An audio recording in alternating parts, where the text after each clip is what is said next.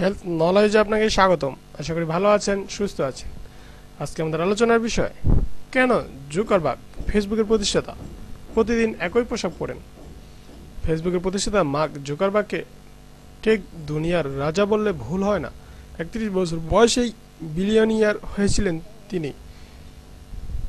এত সম্পদ থাকা সত্ত্বেও প্রতিদিনই একই পোশাক পরেন তিনি। ফেসবুক প্রতিষ্ঠার শুরু থেকেই তাকে ছাই রঙের টি শার্ট পরে অফিস করতে দেখা গেছে। বৃত্তিকালীন ছুটি শেষে গতকাল ২৬শে জানুয়ারি তার প্রিয় কর্মস্থল ফেসবুক কার্যালয়ে কাজ শুরু করেছেন জুকারবার্গ।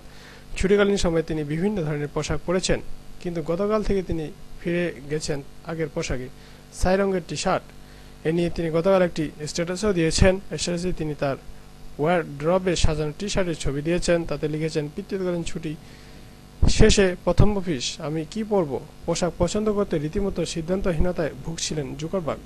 কিন্তু রোজ রোজ অফিসে আসার সময় তিনি একই পোশাক কেন পরেন? এ নিয়ে মার্ক জুকারবার্গের ভাষ্য, রোজ রোজ একই পোশাক পরলে নাকি কাজে মনোযোগ ও কর্মশক্তি বেশি থাকে, এতে করে তার সিদ্ধান্ত নিতে সুবিধা হয়। ধন্যবাদ আমাদের ভিডিওটি দেখার জন্য। আশা করি বুঝতে পেরেছেন কেন মার্ক জুকারবার্গ প্রতিদিন একই পোশাক পরেন।